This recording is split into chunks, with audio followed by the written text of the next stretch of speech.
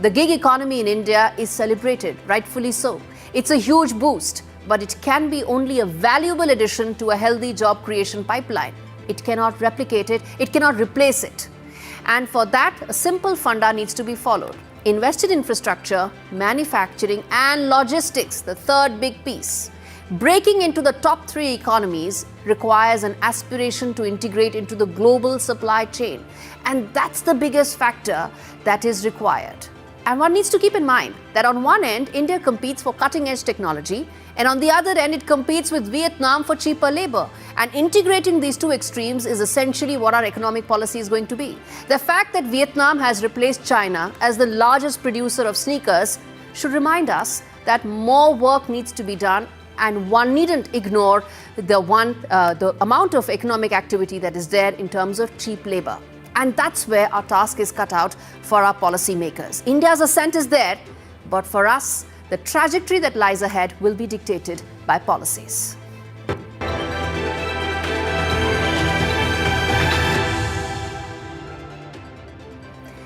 This was not just a missile test, it was a message. India launched the Apocalypse missile.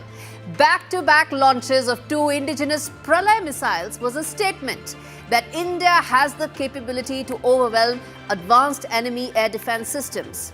Pralay means apocalypse, and we are talking about S-300 and HQ-9, both of which are used by India's adversaries.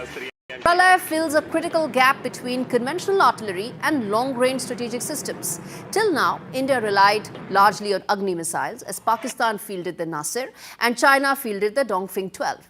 But it's not just about that. It's also a story about Atmanirbhar Bharat in action, a weapons system developed, tested and proven at home.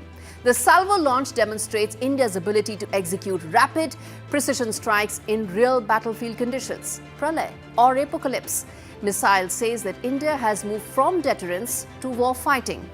Don't forget, viewers, India has all along said that Operation Sindoor has not ended.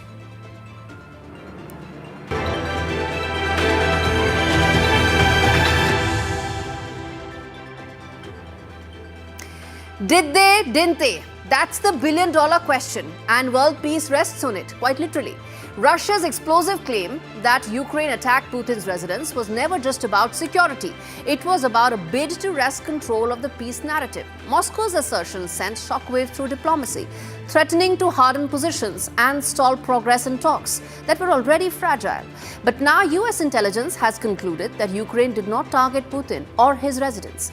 Kiev was actually aiming at a different military site in the same region and not his residence. Now, this is very important and it matters because Russia's allegation was seized on as justification to harden the position and deploy it as pressure tactics for further peace talks.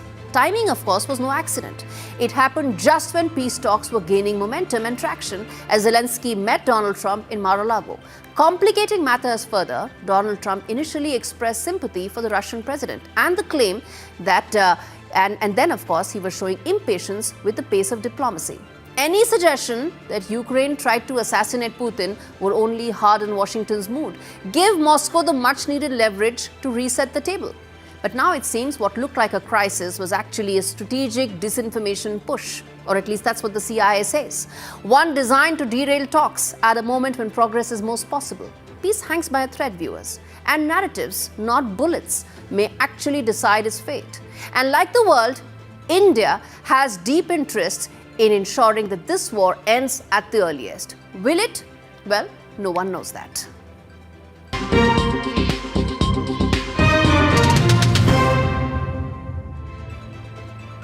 New York didn't just swear in a mayor, it made history with style. Symbolism and a city-wide pulse. At midnight, in a long-closed subway station beneath the City Hall, Zohran Mamdani became New York City's new mayor, the first Muslim, the first South Asian, and one of the youngest leaders in decades, taking his oath not on 1 but 2 Qurans. Remember, his Muslim identity was part of his entire campaign. And that's exactly what he also brought to the table on the swearing-in ceremony. By afternoon, he was on the steps of City Hall. His inaugural address wasn't your typical speech. He called for a new era of expansive, audacious governance, promised to fight for working families with bold reforms. He even brought in Toronto-based artist Babbu Singh to close the ceremony with his hit track, Gaddi Red Challenger. Picture this.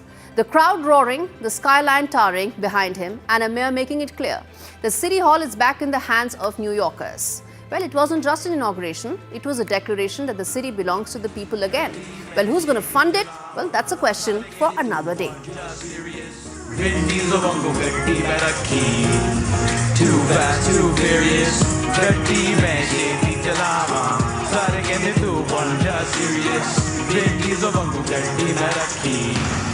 Too fast, too furious. I got family, I don't got friends.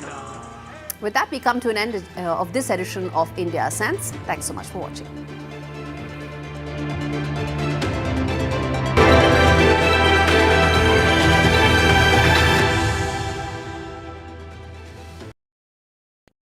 Across the country. He has tracked the pulse of power from Washington to Korea. Witnessed history being made in global capitals and conflict zones. Brought clarity to complex issues of national security and international affairs.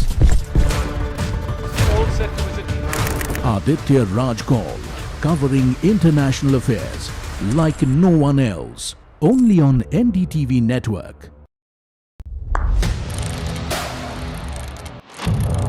What seems settled for me is unfinished business.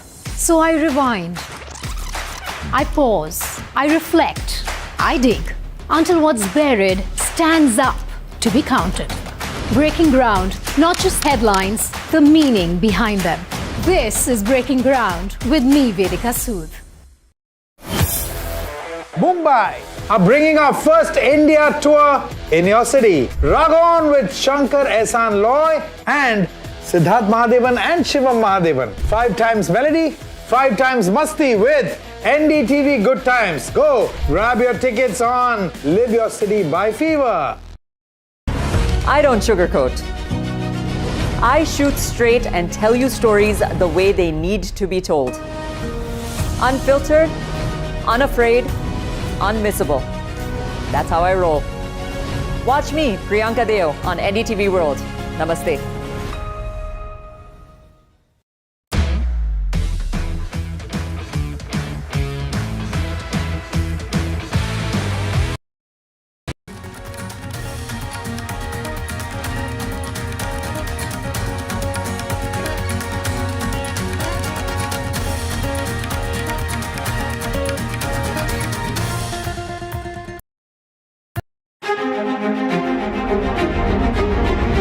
Every winter, the World Economic Forum at Davos becomes the world's thinking room, where power, policy and purpose converge, where the future is examined and reimagined. In January 2026, NDTV will be at the heart of this conversation. NDTV Ignite at Davos, this January.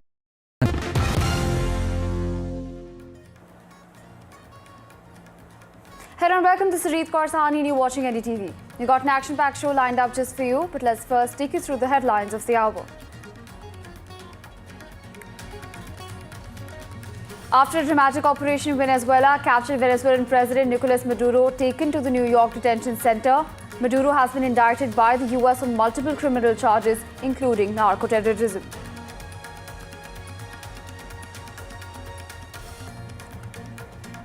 US President Donald Trump makes a stunning claim. He says that the US will run Venezuela until a proper and judicious transition is into effect.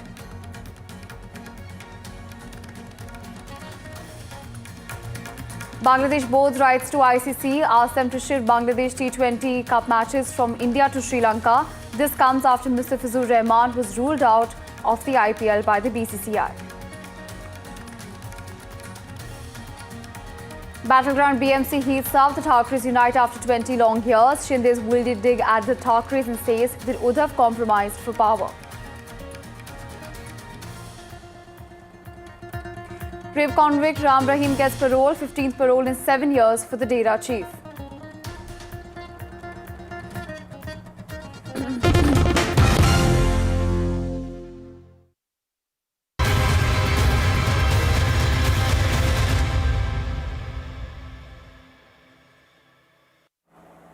We're tracking the latest news coming in from this hour at Venezuela. Well, the recent developments in Venezuela have left the world watching. In fact, let's take you through these latest developments happening in the region, which now sees chaos, conflict and anxiety of what is to follow.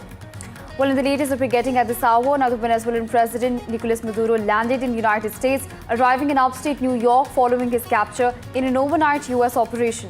Well, visuals present on your screens at the moment. In fact, videos even showed a plane arriving at the Stewart International Airport, which lies about 97 kilometers northwest to the New York City. Of course, in the visuals, you can see FBI officials, among other officials, accompany Nicolas Maduro.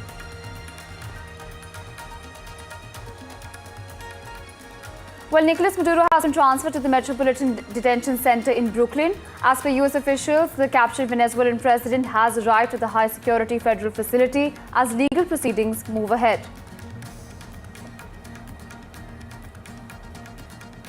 Tracking more on the story, celebrations break out in New York following Maduro's arrest. Now crowds have gathered outside the detention center, cheering and even waving flags as the news spread of the Venezuelan leader's custody.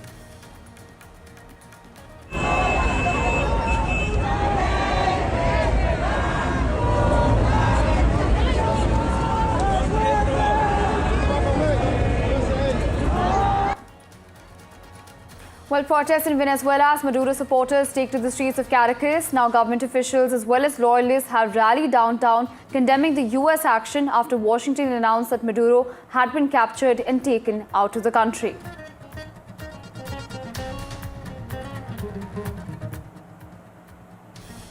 Well, Maduro's exit has in fact led to a major political shift in Caracas. Venezuela's top court has ordered the Vice President Delcy Rodriguez to take over as the interim president, announcing a new transitional government after Maduro's removal.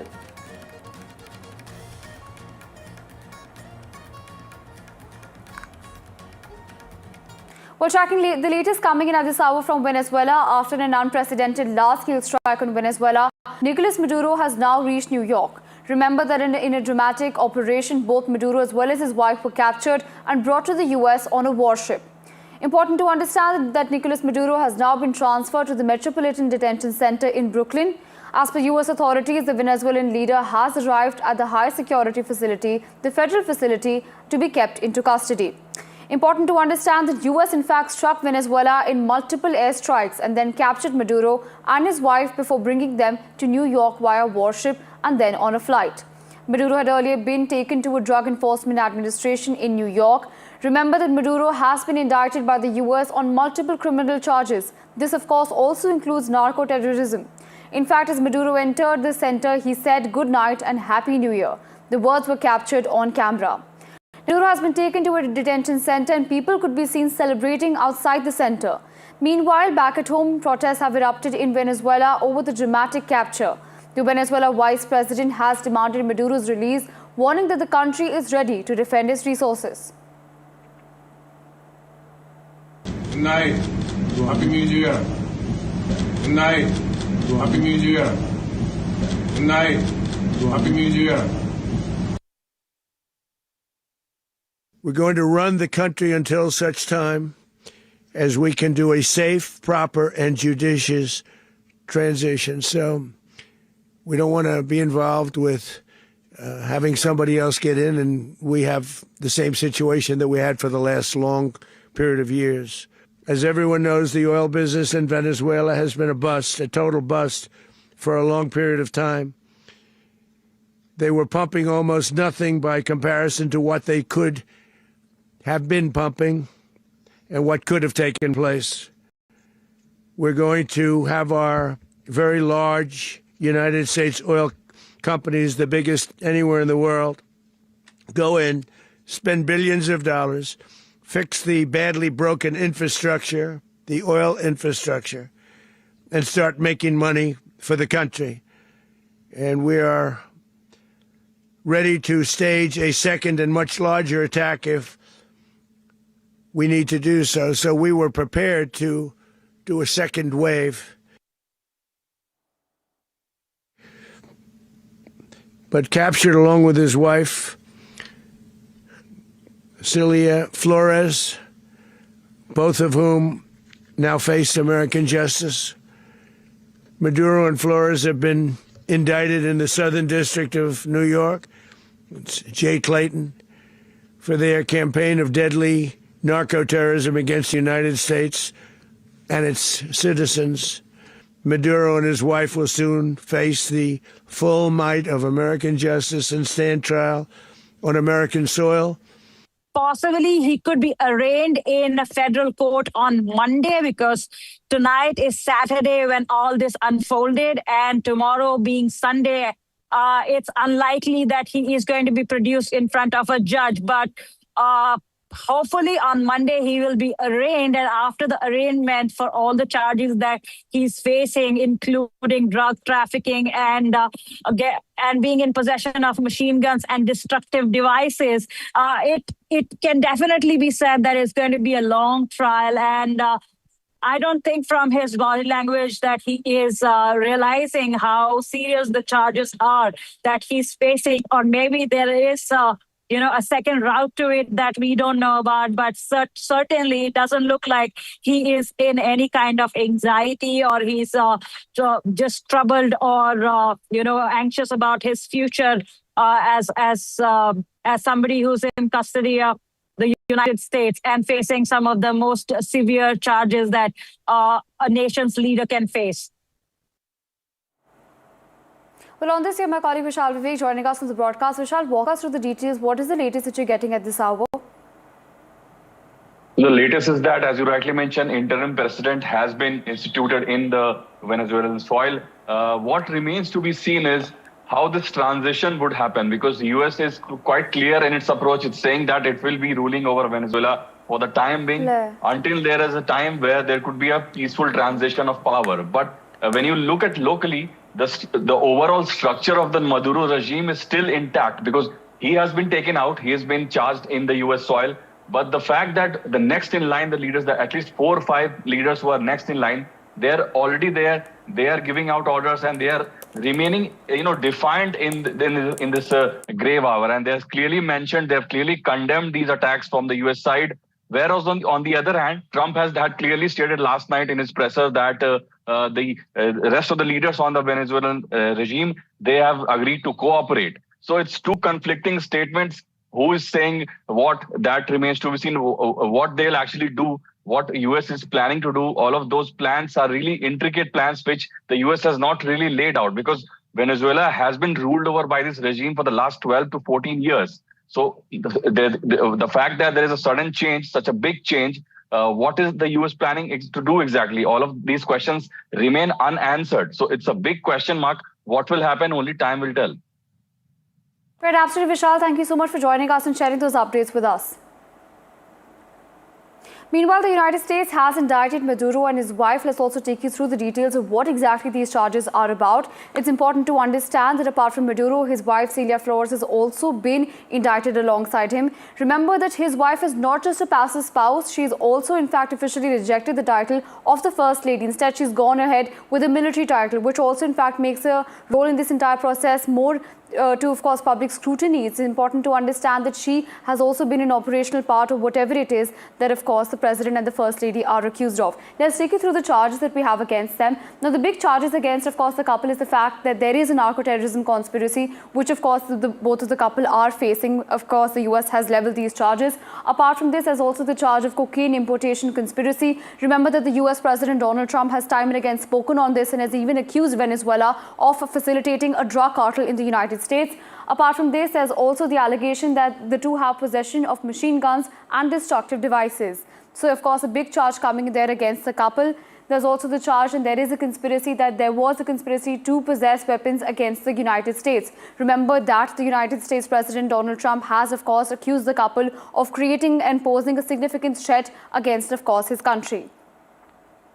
Well, in fact, tracking more on the story at this hour, while the US strikes in Venezuela, as well as the subsequent indictment of the Venezuelan president and his wife, have triggered a wave of reactions from across the world. Now, the global superpowers are in fact coming out and condemning what they see as a gross overreach by the United States. Well, among those countries condemning the US are Russia, Iran, Brazil, who have said the territorial integrity of Venezuela has been violated, calling it an unbridled act of aggression by the US President Donald Trump.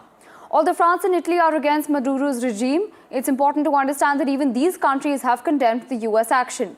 Meanwhile, Ukraine's President Zelensky has gone on to say and even suggested that the US should capture Russian President Vladimir Putin next. The UK, on the other hand, has denied any knowledge of the operation, while Spain has offered to de-escalate the situation.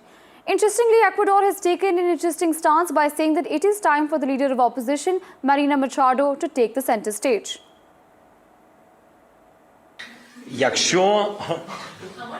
Якщо можна, так, з диктаторами, ось так, то Сполучені Штати Америки знають, що їм робити далі. It's obviously a fast-moving situation, and we need to establish all the facts. What I can say is that the UK was not involved in any way in this operation, and as you'd expect, we're focusing on British nationals in Venezuela and working very closely with our embassy. And so I will want to talk to the President, I will want to talk to allies, but at the moment I think we need to establish the facts. I think President Trump is doing a press conference later, so hopefully more information will come out then. What is clear though, which the White House has said, is that America carried out strikes on Venezuela and captured their leader, Maduro. Some politicians in this country have already condemned that. Do you? Well, I want to establish the facts first. I want to speak to President Trump. I want to speak to allies. As I say, I can be absolutely clear that we were not involved in that. And as you know, I always say and believe we should all uphold international law. But I think at this stage, fast-moving situation, let's establish the facts and take it from there. Bombs raining down in the dead of night, a detained president and a country thrust into chaos. The US launched strikes against Venezuela, sending shockwaves far beyond Latin America. Much of the world calls the move illegal and dangerous, while others celebrated an act that liberated Venezuela.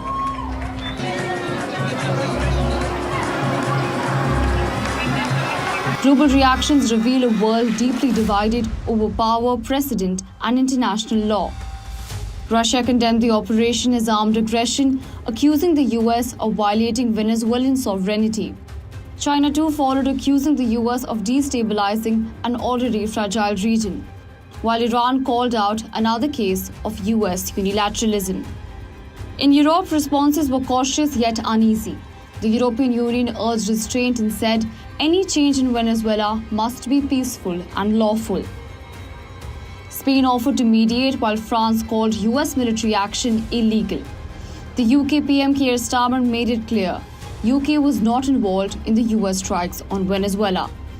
At the United Nations, the Secretary General warned Operation risks setting a dangerous precedent, one that could weaken the very rules meant to prevent global conflict. Across Latin America, reaction was sharply split. Cuba labeled the operation criminal, accusing Washington of state terrorism. Mexico, Colombia, Brazil too condemned a move they called an assault on international norms. Back in the United States, Democrats across Washington slammed Trump's move, calling the military operation reckless, illegal, and a dangerous overreach. New York Mayor Zohran Mamdani condemned the strikes as an act of war. Yet many celebrated Trump's decisive move. Israel welcomed the strikes and Maduro's removal. Argentina too broke ranks, welcoming the end of an authoritarian rule in Venezuela. Venezuelan opposition leader and Nobel Prize winner Maria Corina Machado hailed the US operation, calling Maduro's capture a historic turning point and a step towards restoring democracy in Venezuela. From Moscow to Mexico, the reaction is clear. This is not just about Venezuela, it is about whether powerful nations can decide the fate of weaker ones. And what happens to international law when the strongest decide to break them. Bureau Report, NDTV.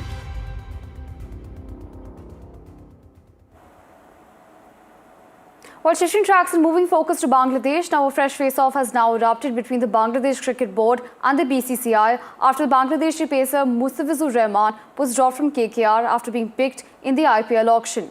While the Bangladesh Cricket Board is set to write and request the ICC to shift Bangladesh's T20 matches to Sri Lanka, stating that if one of their cricketers, despite the contracts, dropped, then how can the entire team feel safe travelling to India? Hitting back at Dhaka's demand, the BCCI has said that with 1 month to the tournament, it is impossible to shift the venue and that such things cannot happen based on wishes and preferences. My colleague Rika brings us more on this. Listen in. Developments have been swift ever since BCCI asked IPL team Kolkata Knight Riders to drop Mustafizur Rahman from the upcoming edition of IPL due to protests going on in India and in Bangladesh as well. Now, after that happened, the Bangladesh Cricket Board swung into action. Late last night, they had a meeting. The Bangladesh Cricket Board's Director of Communications said that if one contracted player is not being allowed to play in India, then how can the entire team travelling for the T20 World Cup feel safe in India at this time? They are going to request the ICC between today and tomorrow to move Bangladesh's matches out of India to Colombo. Now, that's a request that has to be formally made by the Bangladesh Cricket Board. Meanwhile, a source in the BCCI has already said that it seems like a logistical nightmare because the tournament has been locked in completely. It's not just about Bangladesh, it's about the opposition teams that are going to be playing them as well. Bangladesh currently has 3 matches in Kolkata. The first is on the 7th of February, second on the 9th of February, third on the 14th of February, following which they move to Mumbai to play their last league game in Wankhede. The BCB at the moment wants all these matches to be moved out to Sri Lanka. Also, there is a matter of security in Kolkata as such because the Minister of State of Sports in the Bengal government has said that he doesn't want to see any Bangladeshi come and play in India, come and play in Kolkata till the matters are resolved. So one has to really wait and see what is ICC's stance at this point. It all starts with the formal request that BCB will put to the ICC between today and tomorrow. More on the story, as sports bodies duel, the politics has erupted over Bengal Minister Manoj Tiwari's statement over playing the match with Bangladesh. Now, he said that until justice served to the persecuted Hindus in Bangladesh, no match should be played with the country. Listen in to the reactions coming in on this. Bangladesh के साथ कभी series नहीं खेलना चाहिए। जैसे मैंने इसके पहले भी कहा था एशिया कप के पहले और विश्व कप के इसमें चैंपियंस ट्रॉफी में कि पाकिस्तान के विरुद्ध नहीं खेलना चाहिए। तब मैंने ये भी कहा था कि ये निर्णय बीसीसीआई को लेना चाहिए क्योंकि पाकिस्तान के खिलाफ हम लोग हमेशा लड़ाई करते हैं, हमारे जवान मरते हैं। जो ये प्लेयर्स के ऊपर निर्णय लिया गया, मैं सहमत हूँ इसके साथ और आने वाले जितने भी वर्ष हैं, जब तक इंसाफ नहीं मिलता है उनके परिवार को, तब तक उन लोगों के कोई भी प्लेयर्स को लेना नहीं चाहिए और उनके देश के विरुद्ध भी कोई भी सीरीज नहीं खेलना चाहिए, चाहे बायलैटरल हो चाहे कोई दूसरा भी हो। महाराष्ट्र का इलेक्शन है, महाराष्ट्र की और मुंबई की जनता को बोल रहे थे कांग्रेस बांग्लादेशी को भिजा दिया। अरे एक तो एक और को भिजाओ ना, जो मोदी की बहन बनकर दिल्ली में बैठी हुई है। जो पूल बना था उसकी लिस्ट किसने तैयार की थी? लिस्ट तो बीसीसीआई ने तैयार किया था और उसके अंदर 7 बांग्लादेशी खिलाड़ी थे, किसी को नहीं उठाया गया। और लिस्ट था तो केकेआर ने उठाया और वहां कोई बैठ करके शाहरुख खान तो नहीं उठा रहे थे। लिस्ट में तो बीसीसीआई ने दिया था ना, तो जब बीसीसीआई ने लिस्ट में दिया तो फिर कोई भी उठा सकता है। जब रिश्ते नहीं बांग्लादेश से ठीक हैं तो फिर आपने उनको लिस्ट में क्यों डाला? और लिस्ट में डाला और जब एक बार पिक हो गया तो फिर आप अब उसको कह रहे हैं आप खुद निकालिए ना, केकेआर क्यों निकालेगा?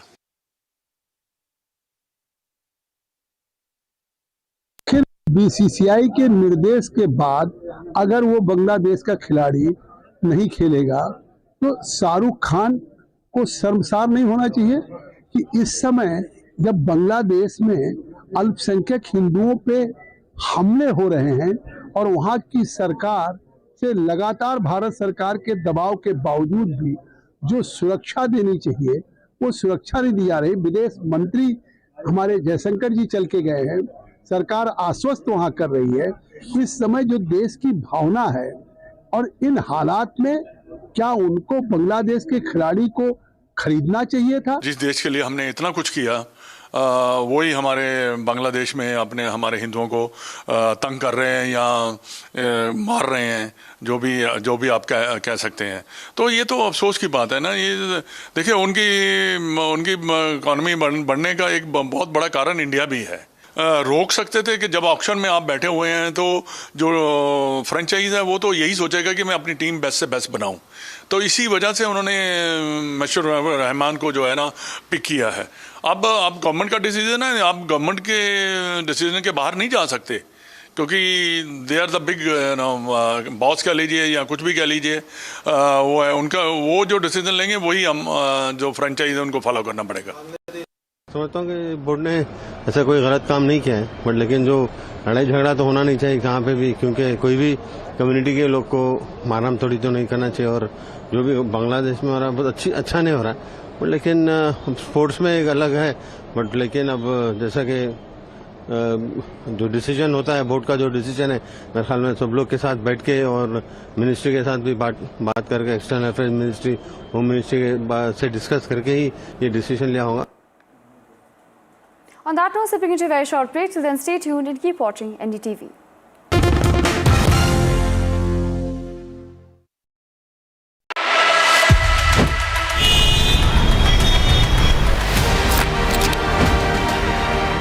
It is Asia's richest civic body.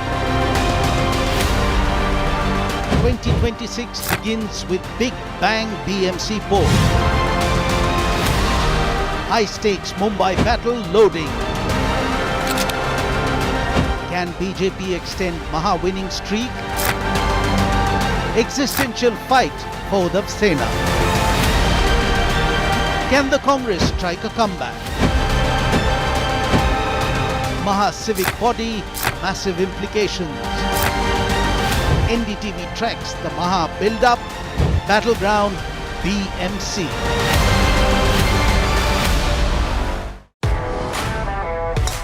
Are you ready for the best show in town? NDTV Golf Pro-Am, we are coming to your city. Stay tuned.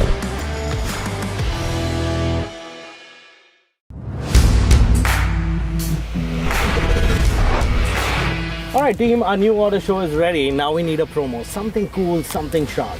Well, I'm sure we'll be having outstanding reviews, solid suggestions, Expert advice, the latest trends. It's a lot simpler. We'll help people make the right auto decisions. It's got the cool stuff, geeky stuff, serious stuff, all of it, so that you can discover, decide and drive. I'm Siddharth Sharma and I am your automate.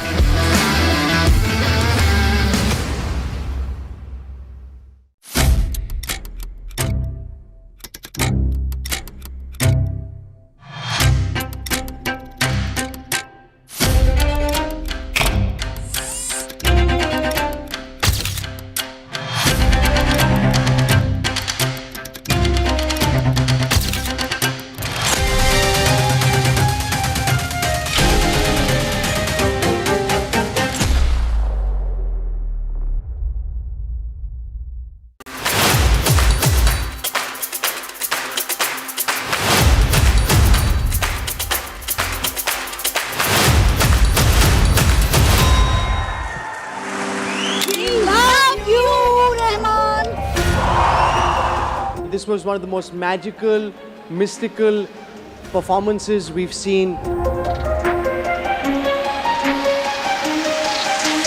This is like a shrine. Coming and listening to you is like seeing a maestro perform at that shrine. I think it was when he sang himself for the longest Qawwali. Yes, that for me was special.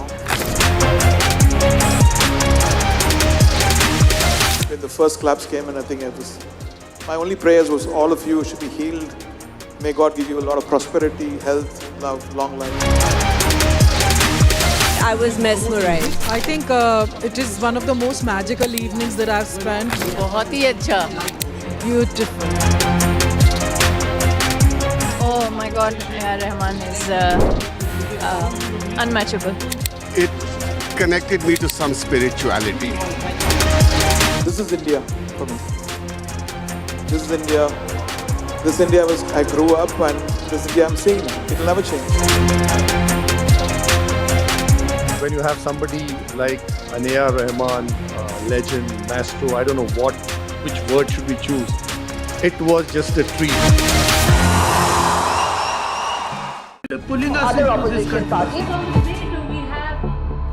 They argue, I conclude. They deflect, I drill down.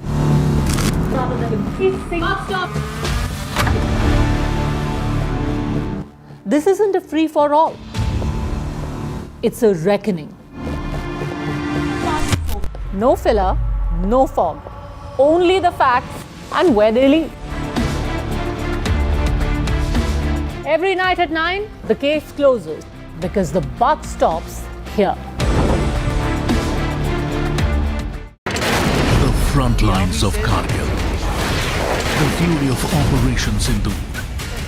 So many attacks. The chaos and cries of disaster zones. To fighter jet cockpits.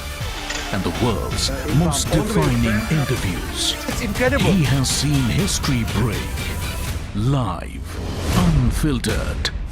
20,000 hours of live broadcasting. Welcome to Left, Right and Centre. Hard facts. War-struck country. Hard questions. In the Ukraine. 30 years of trust. In the Kargil area. North Ukraine. In France. In Italy. At Srinagar.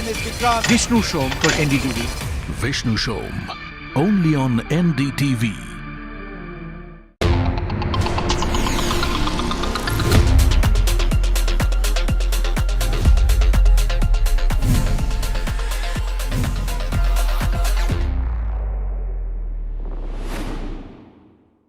A very special moment for us as we announce NDTV Masterstroke, the NDTV Art Awards. NDTV presents the Masterstroke Art Awards, an odyssey of creative brilliance where the masterpiece meets its ultimate recognition. NDTV bringing this subject.